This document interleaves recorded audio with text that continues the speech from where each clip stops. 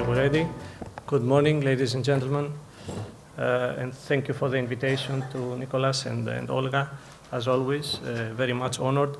It's the morning session, so after the very interesting speeches and presentations and the coffee, what better to get things going than doing a reality check, right?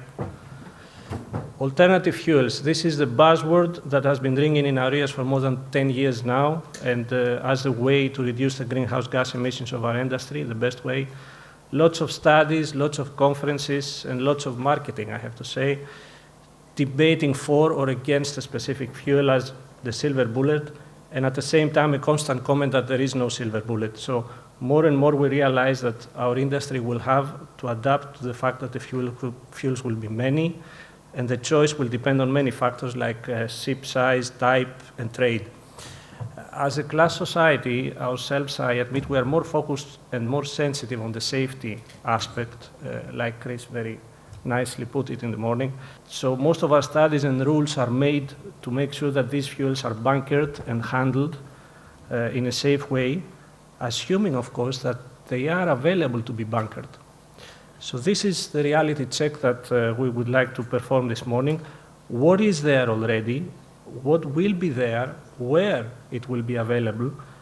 And if possible, how much will it cost? So I have the pleasure to introduce the distinguished panelists that will discuss this morning. We have Dr. George Pateras, President of Hellenic Chamber of Shipping and Deputy Chairman of Contships Management. Mr. Vasileios Petousis, Energy and Sustainability Manager at Seanergy Maritime Holdings. Mr. George Saroglou, President and COO of Tsakos Energy Navigation. Mr. Kostas Polydakis, CEO of MM Marine and Mercuria Energy and Head of Shipping of Minerva Bunkering and Mercuria Energy. And last, but certainly not least, Mr. Constantinos Capetanakis, Banker Director of Starbulk and Shareholder at IBIA. So let's move on, and I'd like to start with what we have now, actually, which is fossil fuels, fuel oil, distillates, and LNG. And I would like to ask Mr. Capetanakis, normally petroleum fuels will be available for a long time. I'd like to have your insight about how long that would be. Are the increased taxation regulations like Fuel EU or the upcoming IMO measures going to accelerate the uptake of alternative fuels? Could carbon capture prolong fossil fuels? Good morning. Thank you, Vasily. We see new buildings all the time. New buildings with conventional fuel capability, even if it's dual fuel sometimes.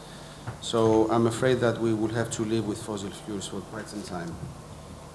Plus, if one looks at the IMO's indicative checkpoints after the renewal of the GHG strategy last year, the checkpoints are such which allow for fossil fuel mix to be present for quite some time. So my insight is not a specific date, but I can tell you that as the IMO's target is to reach net zero close to 2050, I would say that close to 50-50, we might be asked the same question again as to fossil fuels have left us permanently or not. That's number one. Number two, as to the new regulations, both European ones and international ones, yes, their primary aim is to improve the uptake of alternative fuels, provided, as you said, that they are there. This is a very strong incentive. Both the ETS and mostly the Fuel EU is the strongest incentive for all of us to invest into alternative fuels, but not only, together with energy improvement and energy saving devices and other technological advancements such as carbon capture. Carbon capture is something which both we in Starbulk as well as in IBIA believe is one which has great potential, provided that its costs become more realistic. But this will be the case after extensive research, development, trials, and I believe the technology is already there. The point is for the sequestration to be there, for the CO carriers to be there, and everything. So it's certainly part of the mix, but not only that, obviously, because together with the market-based measures, which the IMO is contemplating as of next week, actually Yes, next week, 30th of September, MEPC 82 kicks in, together with the technical parameter, the operational parameter, which will allow the price gap to narrow. I believe that we will continue on the same road. But as for bidding goodbye to fossil fuels, I think it's premature to say that. Even the IMO's intention and target is by 2030 to have 5%, hoping for 10% of zero or net, close to net zero fuels or energy or other technologies as a mix of the fuel. So I think we should be patient, but at the same time, don't take our foot off the pedal. Great. Indeed, yes, they will be there. It's indeed the case. I would like to move on to the second, let's say, alternative, fossil alternative that is there. Mr. Saroglou, we saw a very spectacular U-turn lately by the most prominent methanol supporter, Maersk, as well as other, most of the orders of the container giants show a clear preference to LNG. Can this move really be a reality check, which is our subject today, the realization that it's currently only available alternative? What's your opinion on LNG, and what are your company's plans on that? Good morning to you all. It's part of the energy mix. I think LNG will be a transitional fuel together with biofuels. So they will play a significant role as the industry tries to decarbonize from now until, I don't know whether, we will see alternative fuels of much more lower carbon or zero carbon in intensity in 2035 or, a little bit later on. So LNG is part of the solution. I think the oil majors who are at the top have a lot of LNG, and there is more LNG new production that is coming online. And the network maybe is not there to fully support the market the same way the conventional bunker market is working today. Just to give you an example, you have, if you follow Platts or Argus, you have almost daily quoted prices for conventional marine bunker fuels in 300 plus ports. You don't get the same. It means you have the supply network, you have the logistics, the infrastructure, everything to support a buyer who will go there and maybe just do a very prompt purchase. You cannot do the same with LNG. I mean, you don't have LNG in maybe more than the main hubs like Singapore, like the ports in the ARA, maybe in Skagen, and in certain ports in the United States. So this infrastructure needs to be built in order to become a reliable and affordable bunker fuel for purchases. And of course, LNG will play a role because this dual fuel option that you have today is the solution going forward. We have, as a company, we have invested in LNG since 2007, and we have lately invested in dual fuel vessels with LNG being the second fuel. And for us, LNG is there. The rest of the options for a trump trader, like ammonia, like methanol, or even greener version of these fuels, are not out there today. So we need to have the encouragement of our clients, the big oil majors, who can come and, we can sit together, discuss a project, and build vessels on dual fuel. And for us, at least for now, it seems that LNG is to be the solution, because this is what our clients want, dual fuel with LNG being the second fuel. Indeed, and as you said, it took so much time to build the current infrastructure, so what will be the case for the other fuel? But we'll discuss this in the next steps. So going forward from the fossil fuels, the logical next step would be these fuels in their sustainable forms, like biodiesel and biomethane. We know that these can be used in existing engine without any modification or capex, which is a major advantage. So I would like to ask Mr. Petousis, Are these fuels including in your company strategies, and how do you see the market evolving around these, their availability, their cost? So biofuels, yes, we totally agree that biofuels are a sustainable transitioning fuel. They are included in our strategy, but as a transitional fuel, and I'll say what I mean. In the past 5 years, we have conducted in our fleet more than 15 trials of various grades and various origins, with excellent results. We did not face any major issues, we did not face any major failures, so biofuel and biomethane as well, substituting LNG, is an option for decreasing emission.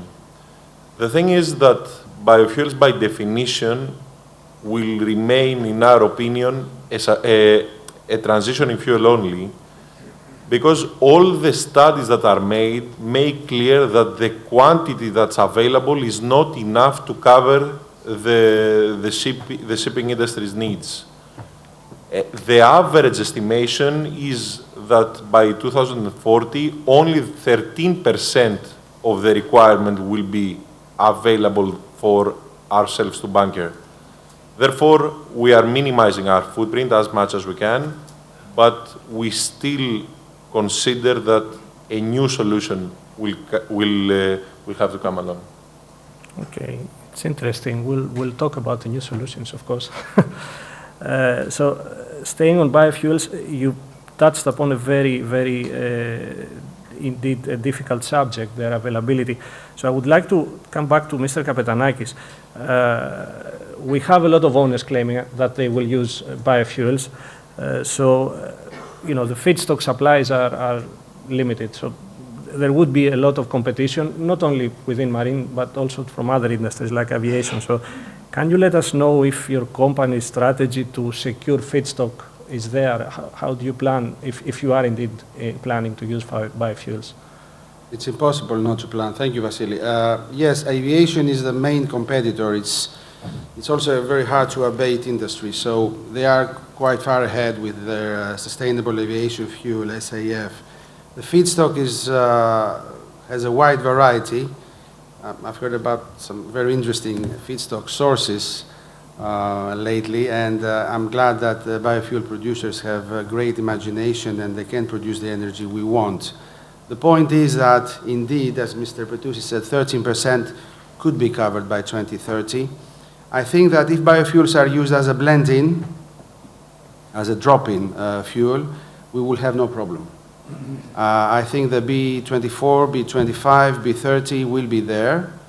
These blends will allow companies to overcome fuel EU penalties, and they will be able, together with other mechanisms, of course with LNG, as George said, and other ways, very slowly methanol and ammonia. I'm not too optimistic for the very near future. They will be able to overcome the penalties. Now, as far as Starbucks strategy is concerned, it's, I would believe, obvious to all similar companies, which is to prepare not for on-the-spot purchases. This will create more problems, because even though we do see biofuels in many ports, not only the big bunkering hubs, we see them in smaller ports. We see them in, of course, Singapore and US Gulf. We see them in ARA, in quite a few South Chinese ports, Fujairah, hopefully South Africa as of next year, or so they say. So sourcing biofuels is not a problem. The problem is to source the right quantities.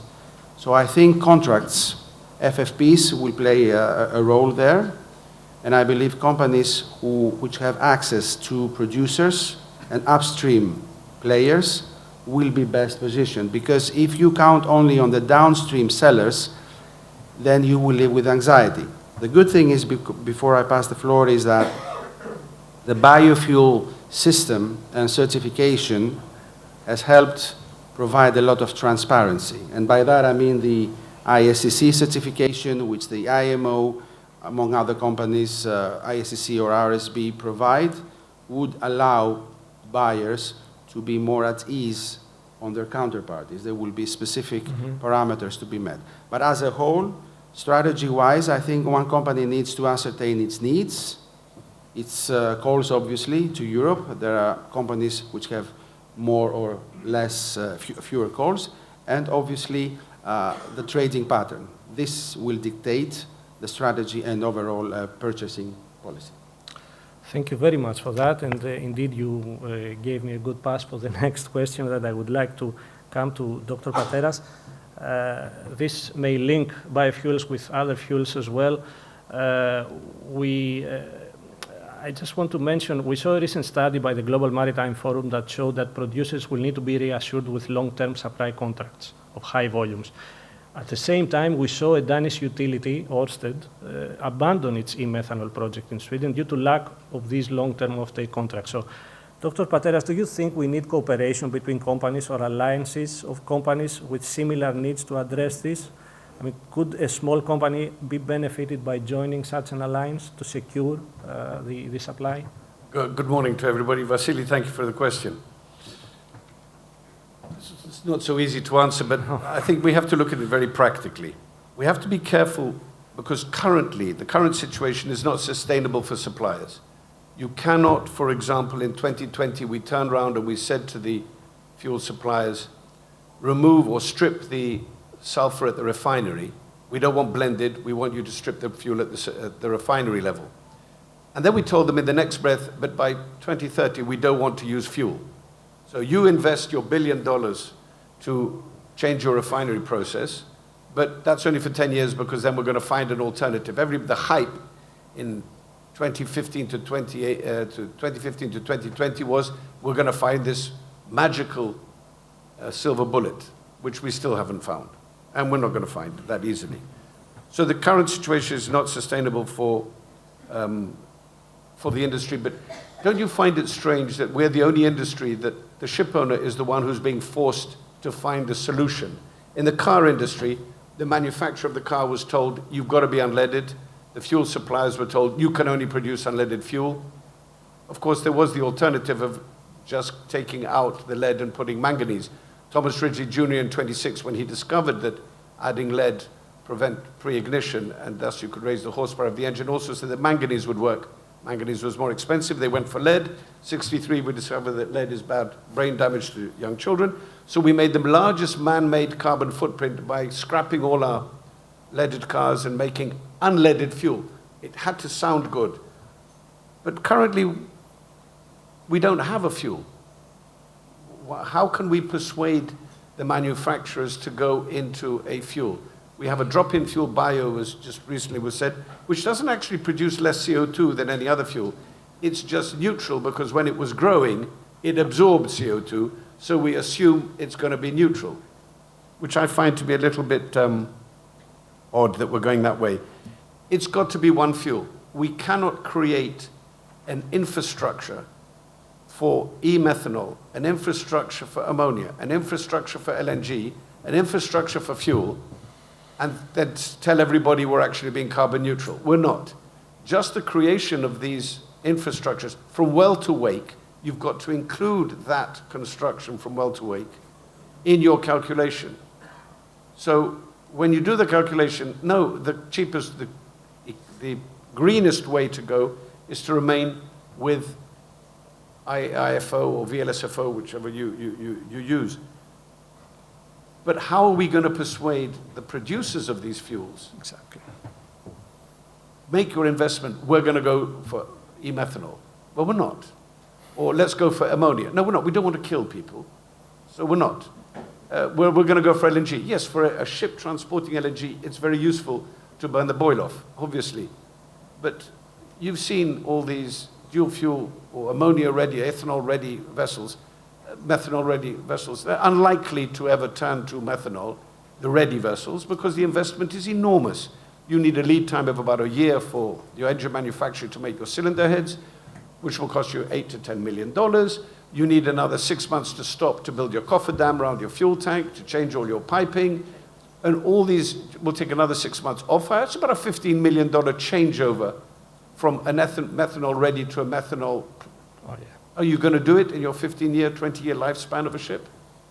I don't think so. So no, we have to settle on the fuel first before we can get a fuel producer to be confident enough to make this huge investment. You mentioned yourself, Maersk did a U-turn. Yeah. How frightening it must have been for all people who had invested millions into methanol yes. and e-methanol. Thank you. Indeed. Good point. Thank you, Dr. Pateras. You mentioned bunkering locations, so that brings me to the question I want to ask Kostas Polydakis. This is the question we hear from owners, availability in bunkering location, where I'm going to find it. How do you see the development of bunkering locations of alternative fuels? Let's say starting from biofuels, which are already there somehow in their blends, to biomethanol and green methanol in the near future. Thank you, Vassilis. Good morning to all. So there's three components that determine if a bunkering location is going to be successful. You need freight density, you need cheap cargo, and you need efficient logistics. Freight density, capes, canals, straits, cheap cargo, large-scale refining capability, availability of product, and efficient logistics. Is the bunkering location close to the loading location for the barge? Is there storage at land? Is there floating storage? So look at the two biggest bunkering hubs we have, ARA and Singapore. Singapore, there's no better location in the planet in terms of freight density. Logistics are super efficient, price is not so good. You've got 2 out of 3. Then ARA, logistics infrastructure and the freight density is good, not ideal, but you've got the cheapest cargo on the planet. So these are the two main bunkering locations. So when we're asking where we expect for new fuels to be available first, we should be looking at the same components. We believe there's going to be a first phase, a phase 1, where what will prevail will be the freight density and the logistics, and the price is going to be whatever it is. So this is going to be the major hubs. It's going to be ARA, it's going to be Singapore, it's going to be Houston. In the major hubs, that's when you'll have the alternative fuels first.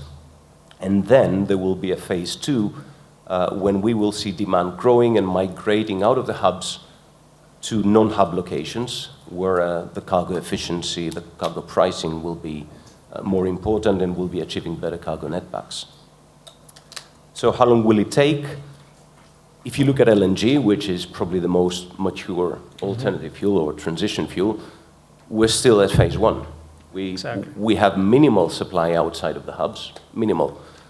Demand is growing, but the supply is mostly in the hubs of ARA and Singapore, where the price is not good.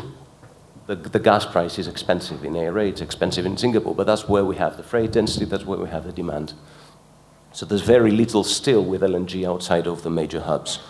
Biofuels, the supply is in the 2 major hubs, as Constantinos mentioned before. It's ARA, it's Singapore. The demand has been pretty flat, it hasn't been growing. Very small increase in 2024. We expect bigger increase in 25 with FuelEU Maritime kicking in, but still demand is quite low. As demand responds, at some point, there's a finite amount of feedstock that we have. Sure. So we've discussed about aviation pulling from shipping. That's probably a bit longer term than what most people think, but I believe there's a clear runway for biofuels of maybe 10 years or more than 10 years ahead of us.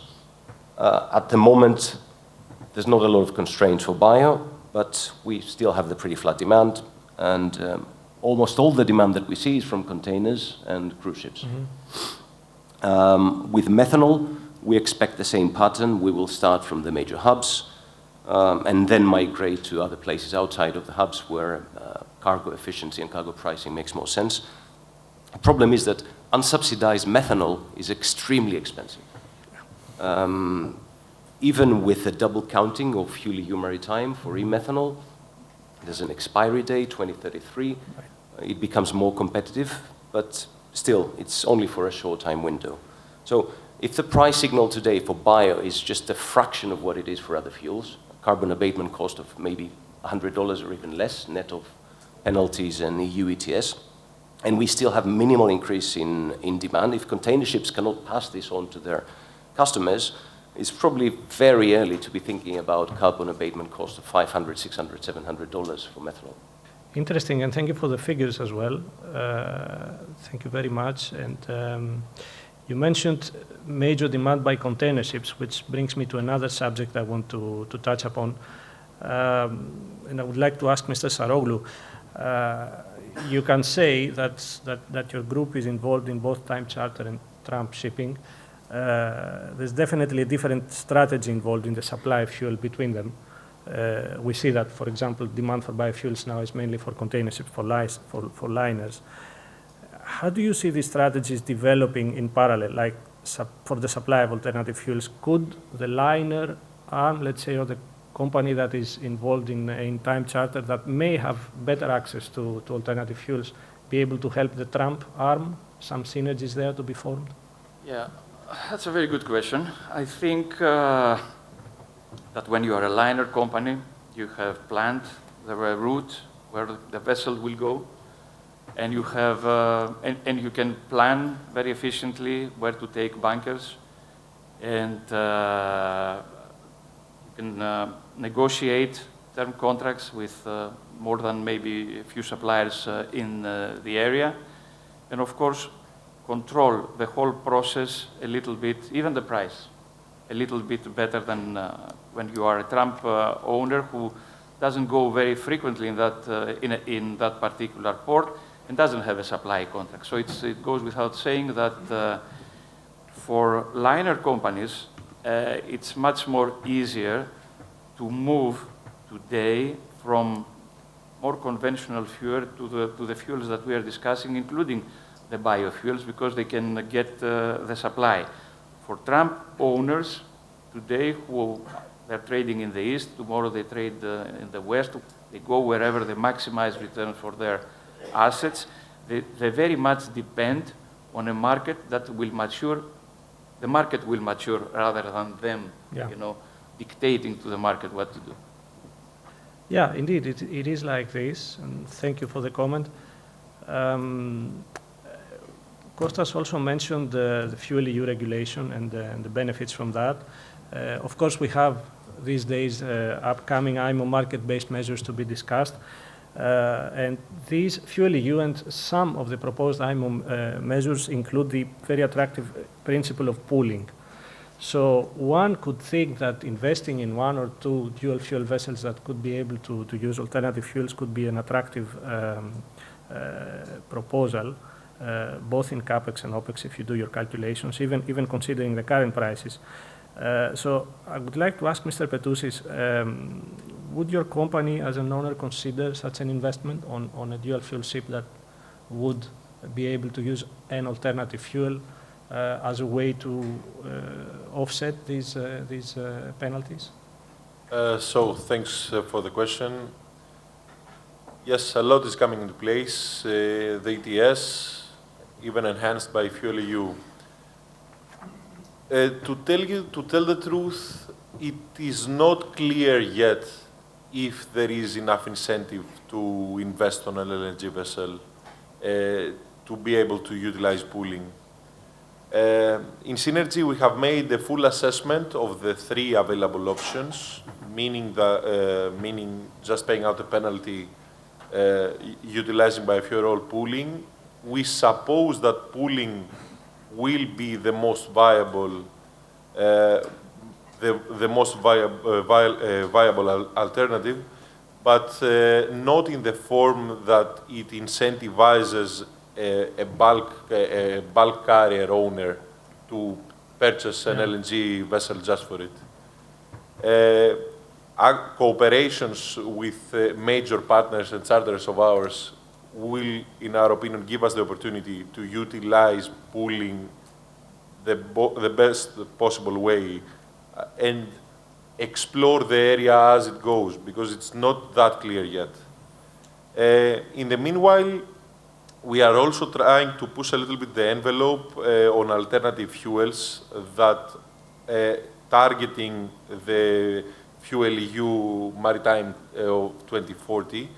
And we are cooperating in a project where we will substitute part, it's named Safecraft, and we will be subsidizing part of the propulsion power required from the main engine, from fossil fuels, through the combustion and the electricity production of hydrogen.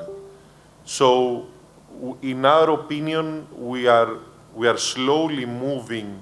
We are slowly moving to substitutions, but not an aggressive move such as purchasing an LNG carrier just for that.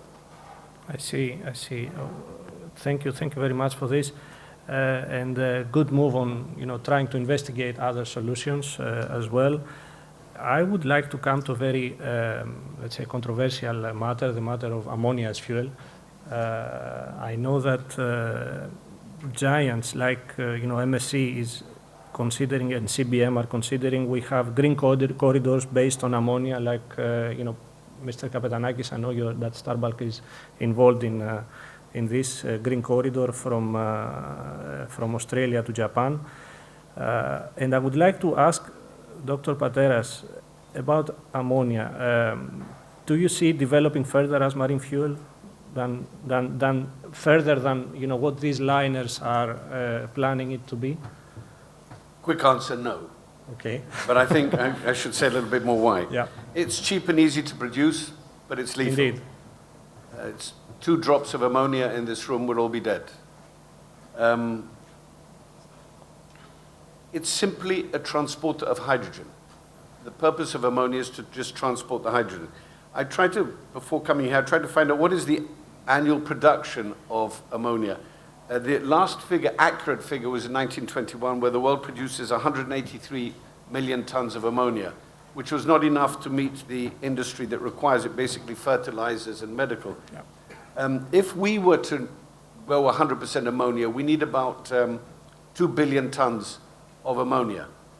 It's easy and cheap to produce. The Haber-Bosch process is just combining hydrogen and nitrogen together with an iron catalyst, and you make it. But why not just use the hydrogen? Why do I have to make the ammonia, which is dangerous, and not use the hydrogen? I'm going to produce the hydrogen to mix with the nitrogen, just to make the ammonia. I find that rather confusing. We can take LNG and reform out the hydrogen to use. But there again, hydrogen slip is something that's very important that we must overcome, because hydrogen in the stratosphere extends the life of methane, which is the CH4, which is the most lethal of all the greenhouse gases. So we have to find a way of preventing hydrogen slip. A gas turbine does not have hydrogen slip, an internal combustion engine does have. So, and this is from the latest studies where when everybody comes up, oh, this is the fuel of the future, everybody tries to find the reason why it isn't the fuel of the future. And this hydrogen slip is a major problem for the extending of the life, quite a lot extending the life of CH4. We went through the methanol craze, where everybody was saying e-methanol, methanol, e-methanol, how can we produce it? The Chinese are very happy because they're the largest producer of bio-waste, which will be made into, they will take the bio-waste, instead of making biofuel, we will make e-methanol, which is a larger carbon producer, the larger carbon footprint to produce the e-methanol, rather than just taking the bio and making biofuel. It is all rather confusing, because nobody looks at it from well to wake. You cannot look tank to wake only anymore. So yes, that's for sure. We lost the methanol craze disappeared when people realized that we couldn't produce the e-methanol. We're now doing the ammonia craze. We will go through it for a few months, and then people realize how deadly it is. Personally, I would not put ammonia on one of my ships and risk the lives of my crew, because it's not just the accident in the engine room, a pipe breaking. Can you imagine a vessel with 2,000 tons of ammonia, 500 tons of fuel or 2,000 tons of ammonia, 1 to 4 is about the equivalent, going through the Aegean and running aground in a storm? Goodbye to the Aegean. I mean, it's really dangerous, and people seem to forget the dangers of it. There are huge regulations for the use of ammonia in the agriculture industry. They're very, very careful because they know how dangerous it is. The environment at sea is not as simple as it is on a farm. Thank you. It is a major issue indeed, toxicity, and I have to say that ourselves and all the class societies are working very hard to try and make it safe on board. Please, yes, Mr. Since you mentioned my name by way of the green corridors, and since George painted rather gloomy picture of most all new fuels. I would say first that there is no single fuel, because I heard earlier that there could be just one. It's impossible. I wish there was, but there isn't. And I don't think there is any recent craze about methanol or ammonia or about nuclear. I don't see us talking about nuclear. That could be potentially dangerous. In my opinion, no, but that's the rave about it. I think we should not discard any type of solution, but simply do not place all our hopes on one. There are huge amounts of R&D projects which are focusing exactly on safety, on security, on sustainability, and on plain common sense. Green corridors, yes, Vassilis is a project in which Starbucks participates under the Getting to Zero coalition, Australia to China, Japan possibly. Yeah.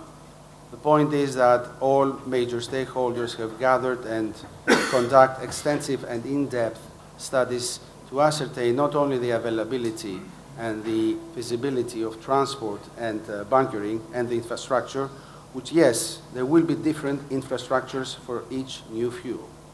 Goes without saying, but we're also concerned about the safety. Everybody is. Ship-owning companies want to reduce their carbon footprint. We want to reduce our emissions, but we want to do this safely. We're not selling our souls to the devil. Yeah.